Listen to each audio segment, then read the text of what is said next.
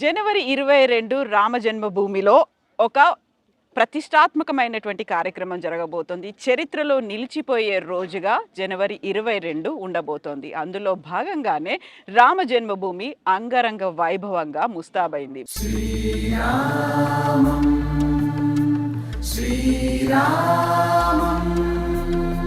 భవ్య దివ్య రామ మందిర నిర్మాణంలో ఎంతో మంది పాల్పంచుకున్నారు. సాధు సంతుల దగ్గర నుంచి కార్యకర్తలు ప్రతి ఒక్కరూ కీలకమైనటువంటి భాగస్వామ్యాన్ని పోషించారు.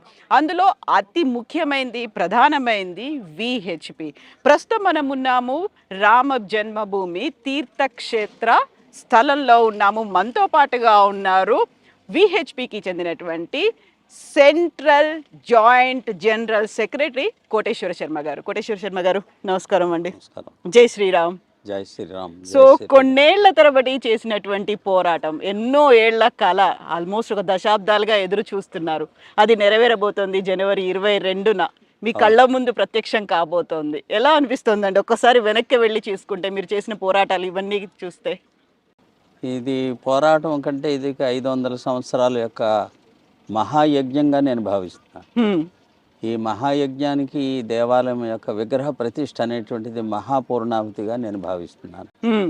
కాబట్టి ఈ రకంగా 500 సంవత్సరాల పాటు మందిరం కోసం అని చెప్పని పోరాడి ప్రాణాలు అర్పించి కృషి చేసినటువంటి మహనీయులు అందరి యొక్క వారి యొక్క తప ఫలితంగా, వారి యొక్క బలిదానాల ఫలితంగా ఈ రోజున మన జీవితాల్లో మన యొక్క సౌభాగ్యంగా ఈ దృశ్యాన్ని, ఈ కార్యక్రమాన్ని నిర్వహించటము, ఈ సంఘటనలో పాల్గొనడం అనేటువంటిది ఒక అనిర్వచనీయమైనటువంటి చిరస్మరణీయమైనటువంటి ఆనందాన్ని కలిగించేటువంటి క్షణంగా భావిస్తున్నాం.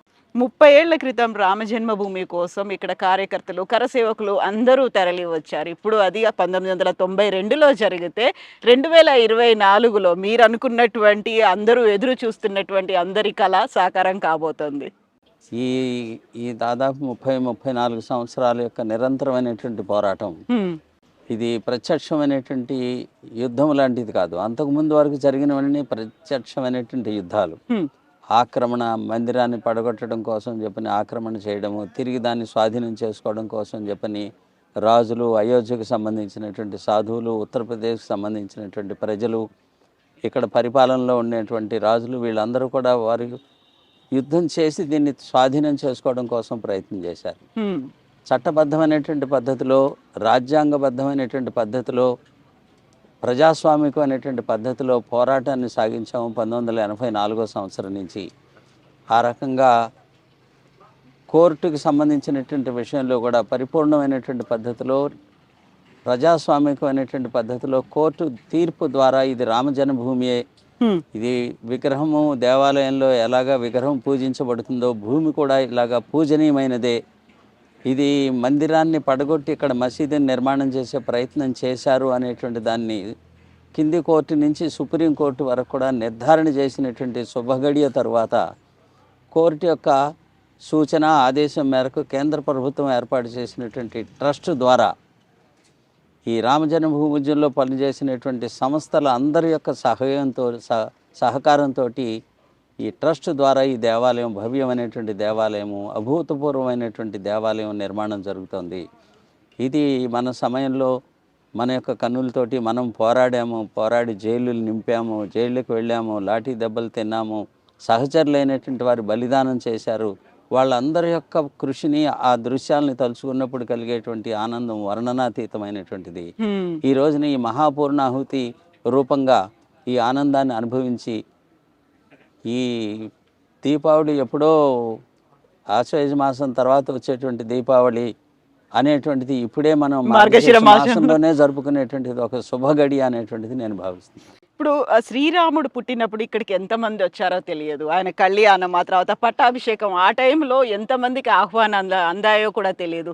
బట్ ఇప్పుడు మాత్రం ఒక భవ్య దివ్య మందిర నిర్మాణం ఇక్కడ జరుగుతోంది. దానికి ఒక ప్రారంభోత్సవం అవుతుంది. రామ్ లల్లా విగ్రహానికి ప్రాణ ప్రతిష్ఠ జరగబోతోంది. బాలరాముని మనం చూడబోతున్నాం. ఇంతమంది అతిథులను పిలుస్తున్నారు. అందులో ప్రస్తుతం మనం ఉన్నటువంటి ఈ తీర్థక్షేత్ర ట్రస్ట్ దీంట్లో కూడా సాధు సంతుల కోసం ఇక్కడ ఏర్పాట్లు కూడా జరుగుతున్నట్టున్నాయి. మన దేశం మొత్తం నుంచి ఈ ఈ రోజున ఈ కార్యక్రమంలో 22వ తారీఖు జరగబోయే కార్యక్రమంలో అందరూ పాల్గొనేటువంటి అవకాశం లేదు సహజంగానే. దేవాలయం కూడా నిర్మాణంలో ఉన్నది. 3 అంతస్తుల దేవాలయంలో కేవలం గ్రౌండ్ ఫ్లోర్ను మాత్రమే పూర్తి చేసి బాలరాముడి విగ్రహాన్ని ప్రతిష్ఠించేటువంటి వ్యవస్థ జరుగుతుంది. దేవాలయ ప్రాంగణం అంతా కూడా మిగతా 2 అంతస్తులు నిర్మాణానికి కావాల్సినటువంటి రాళ్లతోటి మిగతా యంత్రాలతోటి నింపబడి ఉన్నది. కాబట్టి అక్కడ కూర్చునేటువంటి అవకాశం కూడా 6-7 వేల మందికి మించినటువంటి అవకాశం లేదు దేవాలయం ఎదురుగా కూర్చుండానికి. అందుకని చెప్పి పరిమితమైనటువంటి సంఖ్యలోనే అందరినీ కూడా అతిథులను పిలవడం. ప్రత్యేకించి 1984 నుంచి జరిగినటువంటి ఈ ఉద్యమం యావత్తు సాధు సన్యాసుల యొక్క నేతృత్వంలో జరిగింది. వారి యొక్క మార్గదర్శనంలో వారి యొక్క ఆదేశం మేరకు విశ్వ హిందూ పరిషత్తు తదితర సంస్థలు కలిసి పనిచేసి దీన్ని సాధించాయి. కాబట్టి పెద్దపీట సాధువులకు వేసేటువంటి విధంగా 4,000 మంది సాధువులను ఈ కార్యక్రమానికి పిలవడం, దేశంలో పరమవీర చక్ర పొందినటువంటి దేశాన్ని రక్షించినటువంటి సైనికుల కుటుంబాల నుంచి ఒక ప్రతినిధిగా ప్రతి ఒక్కరిని పిలవడం, అట్లాగే కరసేవ సమయంలోనూ రామజన్మభూమి ఉద్యమంలోనూ బలిదానం చేసినటువంటి కరసేవకుల యొక్క కుటుంబాల నుంచి ఒకరిని పిలవడము, ఆ రకంగా సమాజానికి సంబంధించినటువంటి అనేక జీవన రంగాలలో ప్రముఖమైనటువంటి అఖిల భారత స్థాయిలో ప్రముఖమైనటువంటి వ్యక్తుల్ని ఆ రకంగా ఎంపిక చేసి పిలవడం జరుగుతుంది. ఆ రకంగా ఒక 2,500 మంది ప్రముఖుల్ని, ఆ రకంగా మొత్తము 7,500 మంది ప్రముఖుల్ని మాత్రమే ఈ కార్యక్రమానికి ఆహ్వానించగలిగాము. కాబట్టి మిగతా వాళ్ళందరినీ కూడా 23వ తేదీ నుంచి మీకు అనుకూలంగా ఉన్నటువంటి సమయంలో మీరు అందరూ వచ్చి దర్శనం చేసుకుని వెళ్ళండి అని చెప్పి ఆ రకంగా ట్రస్ట్ ద్వారా పిలుపునివ్వడం జరిగింది. ఈ పిలుపునిచ్చేదానికి కూడా ఒక భవ్యమైనటువంటి కార్యక్రమాన్ని తీసుకోవడం జరిగింది. రాముల వారిని పూజించినటువంటి అక్షింతలని దేశవ్యాప్తంగా కాదు ప్రపంచవ్యాప్తంగా అన్ని దేశాల్లో ఉండేటువంటి హిందువులకి ఇంటింటికి అందించేటువంటి విధమైన కార్యక్రమం. ఈ అక్షింతలతో పాటుగా దేవాలయం యొక్క ఒక చిత్రపటము, దానితో పాటుగా 22వ తేదీ ఇక్కడ ప్రతిష్ఠ జరిగేటువంటి సమయంలో మన అందరం కూడా ఈ ప్రతిష్ఠ కార్యక్రమాన్ని చూడడం కోసం చెప్పిన ఒక చోటే ఏకతీర్థమై కలిసి కూర్చుని టీవీ ముందు ఎల్ఈడి స్క్రీన్ ముందు కూర్చుని ప్రత్యక్ష ప్రసారాన్ని చూసేటువంటి దానికి ముందు దేవాలయంలో మన అందరం కూడా కలిసి ఆ దేవుణ్ణి పూజించి దేవతలందరి యొక్క ప్రసన్నత కోసం అని చెప్పిన పూజలు, ప్రార్థనలు, భజనలు, కీర్తనలు నిర్వహించుకుని ఈ ప్రత్యక్ష ప్రసారాన్ని చూడాలి. ఆ రోజు సాయంత్రం దీపావళిని జరుపుకోవాలి. ఇల్లు ఊరూరు మొత్తం కూడా మరొక దీపావళి మనం ఈరోజు జరుపుకోవాలి 22వ తేదీ అనే పద్ధతిలో తీర్థక్షేత్రం ఇచ్చినటువంటి పిలుపు మేరకి ఈ మొన్న 1వ తేదీ నుంచి 15వ తేదీ వరకు ఇంటింటికి అక్షింతలు, ఈ చిత్రపటము, 22వ తేదీ జరపవలసినటువంటి కార్యక్రమాన్ని గురించి అందరికీ వివరించే విధంగా ఇంటింటికి వెళ్ళే కార్యక్రమం కూడా జరుగుతోంది. ఆ సమయంలో మీరు అందరూ కూడా సకుటుంబంగా మీకు అనుకూలమైనటువంటి సమయంలో మీరు వచ్చి రాముల వారిని దర్శనం చేసుకుని వెళ్ళండి అనేటువంటి పిలుపుని కూడా అందరికీ అందజేయడం జరుగుతుంది. విశ్వ హిందూ పరిషత్ భావనే విశ్వం అనే భావన. అయితే ఇక్కడ మనం రామ జన్మభూమికి సంబంధించి అందులోనూ మందిర నిర్మాణంలో పాలు పంచుకున్న తెలుగు వాళ్ళ గురించి మాట్లాడుకోవాలనుకుంటే మీరు ఒక తెలుగువారుగా ఇక్కడ ఉన్నారు. విశ్వ హిందూ పరిషత్ తరఫున ఒక కీలకమైనటువంటి రెస్పాన్సిబిలిటీ తీసుకున్నారు. అట్లాగే మందిరానికి సంబంధించి ప్రారంభ కార్యక్రమంలో కూడా, ప్రాణప్రతిష్ఠ కార్యక్రమంలో కూడా తెలుగు కనెక్షన్ అనేది చాలా ఎక్కువ కనిపిస్తుంది కదా.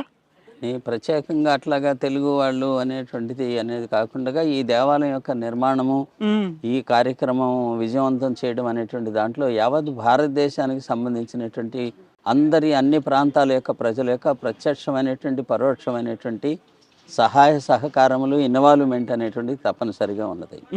కాబట్టి ఆ రకంగా ప్రత్యేకంగా కేవలం తెలుగు వాళ్ళది ప్రధానమైనటువంటిది అట్లేం లేదు. ప్రతి ఒక్క ప్రాంతానికి సంబంధించిన వాళ్ళు వాళ్ళ యొక్క పాత్రను పోషించారు. ఈ రోజునే నిన్ననే నేపాల్లోని జనక్పూర్ నుంచి రాముల వారి అత్తవారి ఊరు అది. అత్తవారి ఊరుగా మా బాధ్యత, మా ఊరి యొక్క అల్లుడు, అందుకని చెప్పి ఆయనకి సారీని తీసుకుని వచ్చారు. అవును, సుమారుగా ఒక 150-200 కిలోల డ్రై ఫ్రూట్స్, అమ్మవారికి చీరలు, అయ్యవారికి పట్టుబట్టలు, దానితో పాటుగా పూజకు కావలసినటువంటి వెండి సామాన్లు, బంగారపు ఆభరణాలు, ఇవన్నీ కూడా వాళ్ళ రూపంలో తీసుకొచ్చారు.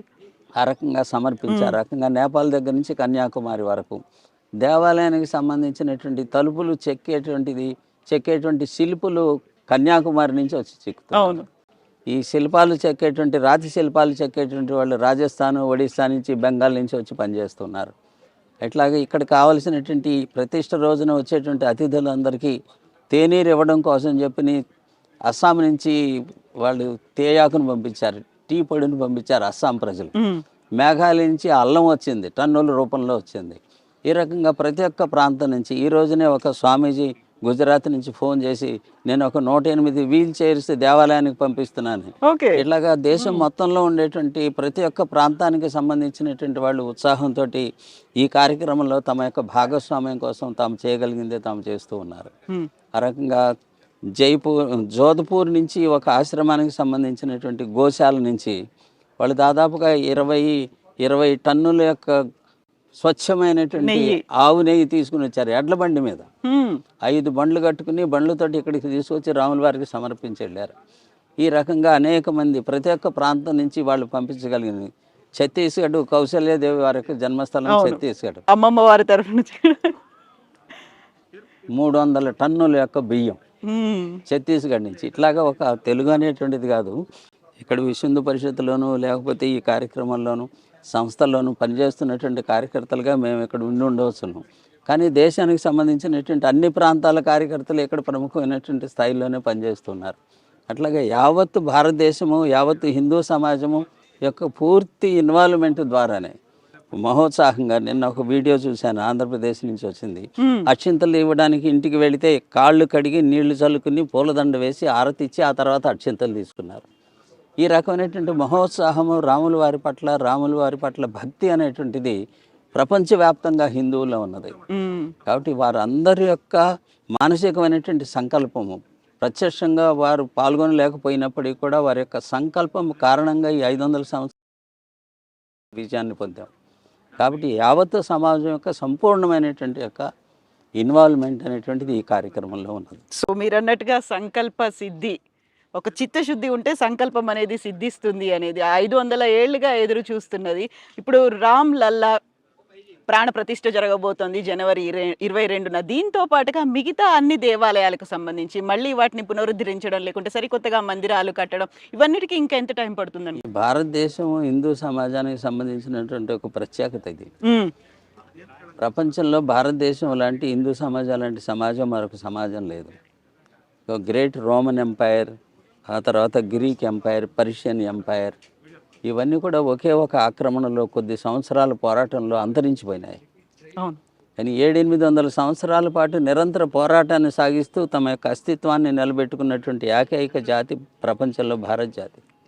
కాబట్టి 500 సంవత్సరాలు నిరంతరమైనటువంటి పోరాటం ద్వారా కేవలం స్వతంత్రం మాత్రమే కాదు, రామజన్మభూమిని కూడా సంపాదించుకోగలిగినటువంటి జాతి ఇది.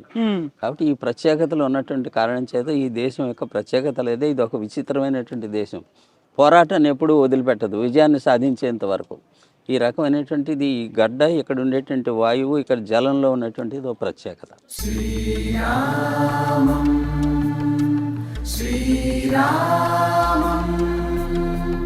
సో ఇప్పుడు గతంలో ఒక మాట పదే పదే ఒక నినాదంగా వస్తుంది, అయోధ్య అయిపోయింది, కాశీ మధుర బాకీ హై అనేది కూడా వినిపించేది కదా. అప్పుడు మేము అందరం ప్రజలందరూ కూడా మిగతా 2 కూడా ఇంత మాత్రమే కాదు, ఈ 3 కాకపోతే 30,000 అని కూడా అంటూ వచ్చేవాళ్ళం. అవును. బట్ ఇప్పుడు ఈ విశ్వ హిందూ పరిషత్ యొక్క నేతృత్వంలో రామజన్మభూమి ఉద్యమాన్ని తీసుకున్నాం, అది పూర్తి చేశాం. ఇక మిగతాది తర్వాత భవిష్యత్తులో ప్రజలు హిందూ సమాజం ఏది కోరుకుంటే అది అవుతుంది. కాబట్టి కాశీ మధుర ఇతరత్ర దానికి సంబంధించినటువంటి ప్రస్తుతం మేము దాని గురించి మొత్తం ఫోకస్ అంతా కూడా కేవలం ఈ రామ మందిరం నిర్మాణం చేయడం, ప్రజలకు అప్పగించడం, ఇదే పని. మిగతాది తర్వాత తరం వాళ్ళు వచ్చేటువంటి ప్రజలు ఏదనుకుంటే అది. ఇప్పటికీ జ్ఞానవాపి కానీ మధుర కృష్ణ జన్మస్థానం గురించి కానీ కోర్టులో జరుగుతున్నది. కోర్టులో హిందూ సమాజానికి అనుకూలంగా, ఇక్కడ కృష్ణుడికి అనుకూలంగా, అక్కడ విశ్వేశ్వరునికి అనుకూలంగానే ఇప్పటి వరకు కూడా కోర్టు యొక్క క్రమం అంతా కూడా జరుగుతున్నట్టుగా అనిపిస్తుంది. ప్రజలు న్యాయాలయాలు నిర్ణయించేటువంటి విషయాలు.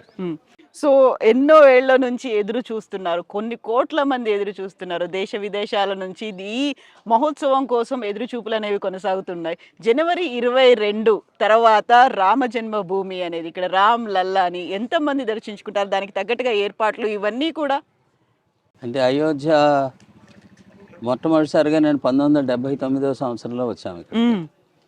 అప్పుడు భూమి పూజ అంటే శిలాన్యాసం, శంకుస్థాపన జరిగింది. అప్పుడు 89లో ఇక్కడికి వచ్చినప్పుడు టీ కూడా దొరికేది కాదు. ఒక పాడుపడ్డ ఊరిలాగా ఉండేది ఊరు చూస్తే. ఇవాళ సర్వాంగ సుందరంగా కనిపిస్తుంది. ప్రతి వీధిలోనూ ప్రతి ఇంట్లోనూ నిర్మాణం జరుగుతుంది. అనేకమైనటువంటి వ్యాపారాలు, దుకాణాల యొక్క సంఖ్య దారి పొడుగుతూ అనేకమైన హోటళ్ళు వచ్చినాయి, స్టార్ హోటల్స్ వచ్చినాయి. ఉత్తరప్రదేశ్ ప్రభుత్వము ఇది ఒక తీర్థక్షేత్రముగా దీన్ని వికసింపజేసేటువంటి విధంగా ఉత్తరప్రదేశ్ ప్రభుత్వము, కేంద్ర ప్రభుత్వాలు పనిచేస్తూ ఉన్నాయి. అద్భుతమైనటువంటి ఒక నిర్మాణం భారతదేశంలోనే railway station, Ayodhya railway station ఒక ప్రత్యేకతలాగా నిర్మాణం చేశారు. ఇంటర్నేషనల్ ఎయిర్పోర్టు ప్రారంభమైంది. ఇట్లాగా రోడ్లన్నీ విశాలం అవుతూ ఉన్నాయి. ఈ అయోధ్యలో కొనడానికి స్థలం లేదు. మనకి శ్రీశైలంలోను, తిరుపతిలోను, ఇతర తీర్థక్షేత్రాల్లోనూ ప్రతి చోట కూడా మన వాళ్ళకి ధర్మశాలలు ఉంటాయి, ధర్మసత్రాలు ఉంటాయి, అన్నక్షేత్రాలు ఉంటాయి. ఆ సంస్థలో వాళ్ళందరూ దేశవ్యాప్తంగా అయోధ్యలో మేము అన్నక్షేత్రాన్ని ప్రారంభిస్తామనంటే స్థలం దొరకట్లేదు. సరియు నది అవతలికి వెళ్ళి కొనుక్కోవాల్సి వస్తుంది. ఈ రకంగా ఈ రామజన్మభూమి ఉద్యమం కారణంగా ఈ మొత్తం ఒక కాయకల్ప చికిత్స జరిగినటువంటి విధంగా అయోధ్య పరిపూర్ణమైనటువంటి పరివర్తన దిశగా నడుస్తుంది. అట్లాగా అన్ని రకాలైనటువంటి హంగులు, వ్యవస్థలు అన్నీ కూడా ప్రభుత్వము, ముఖ్యంగా ఇక్కడ ఉన్నటువంటి మున్సిపాలిటీ డెవలప్మెంట్ అథారిటీ వీళ్ళందరూ కలిసి ఇది ఒక తీర్థక్షేత్రంగా వికసింపజేసేటువంటి అనేకమైనటువంటి యోజనలు చేశారు. వింటున్నది ఏంటంటే రాష్ట్ర ప్రభుత్వం ఒక 1200 ఎకరాల భూమిని రిజర్వ్ చేసి పెట్టిందని చెప్పి ప్రతి రాష్ట్రము తమ గెస్ట్ హౌస్ని ఇక్కడ నిర్మాణం చేసుకోవచ్చు అని చెప్పి ఆ రకంగా భవిష్యత్తు ఆ రాష్ట్రాల నుంచి వచ్చేటువంటి విఐపీలకు గెస్ట్ హౌస్ వగైరా నిర్మాణం కోసం అని చెప్పి కూడా యోజన చేస్తుంది అనేటువంటి విషయం తెలుస్తుంది. సో పూర్వ వైభవం, పునర్వైభవం ఇవన్నీ రాబోతున్నాయి అయోధ్యకి. అయోధ్యతో పాటుగా మనకి హిందూ ధర్మానికి, భారతదేశ జాతికి సంబంధించిన అన్నిటికీ కూడా మళ్ళీ రిజ్యూనేట్ చేసుకోవాలి, లేకుంటే వాటన్నిటిని మీరు అన్నారు కాయకల్ప చికిత్స చేసుకోవాల్సినటువంటి అవసరం ఉంది అనేది రాముడి ద్వారా అవుతుందా మొదలు అనేది? తప్పనిసరిగానే అయోధ్య రామజన్మభూమి మందిర నిర్మాణం అనేటువంటి రామరాజ్యానికి ఇది రహదారిని నిర్మించేటువంటి సింహద్వారంగా అశోక్ సింఘల్ గారు ఎప్పుడో చెప్పారు. ఇప్పుడు కూడా అది వాస్తవం అవుతున్నది అనేటువంటిది అనుభవంలోకి వస్తాం. ఎస్ అండి, thank you so much Koteswara Sharma గారు. జై శ్రీరామ్. జై శ్రీరామ్. జై శ్రీరామ్. జై శ్రీరామ్ అండి.